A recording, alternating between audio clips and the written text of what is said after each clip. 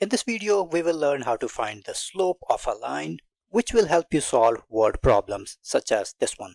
For contents like this, subscribe and comment the topic you want to study next. Let's start. Slope of a line is the measure of inclination of the line. It's given by letter M. And the formula is y2 minus y1 over x2 minus x1. Let's see what it means. You have this line and it's passing through 2 points M and N. We know that every point has two values. The first number is the x value, second number is the y value. We assume that the first point M is x1, y1 and the second point N is x2, y2. These are the values in the formula x1, x2, y1, y2. Now let's assign the values.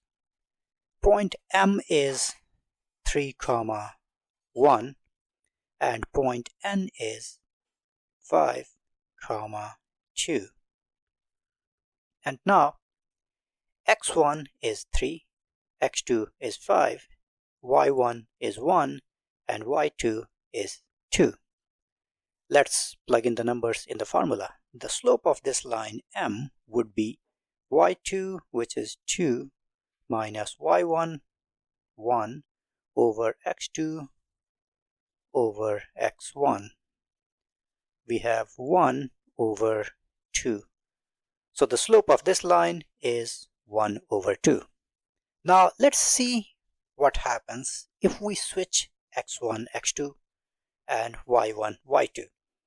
So what I mean is that if we assume that this point is x2, y2 and this point is x1, y1, let's see what happens to the slope. We have y2, 1 minus y1, 2 over x2, 3 minus x1, 5 minus 1 over minus 2. Minus and minus cancel out and you have M equals half again. Notice that in both the cases, the slope is the same value. So it doesn't matter if you assume the first point as x1, y1 or the second point as x1, y1. You will still get the same value. Another thing to note is that the slope of a straight line is fixed.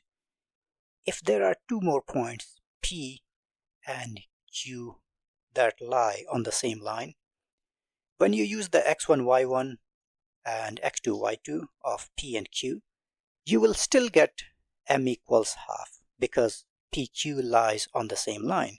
And for a straight line, the slope is a constant, a fixed value. Doesn't matter where you measure it from.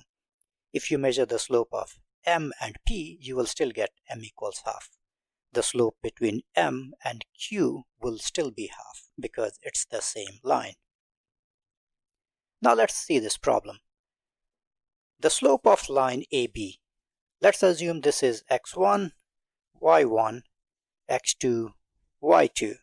Now the slope M would be 5 minus 3 over 1 minus of minus 1 because x1 is minus 1. 5 minus 3 is 2 and then we have minus and minus which becomes a plus. 1 plus 1. So 2 over 2 which is 1. That's the slope of this line. If you understand these, try these problems by yourself and write your answers in the comment below.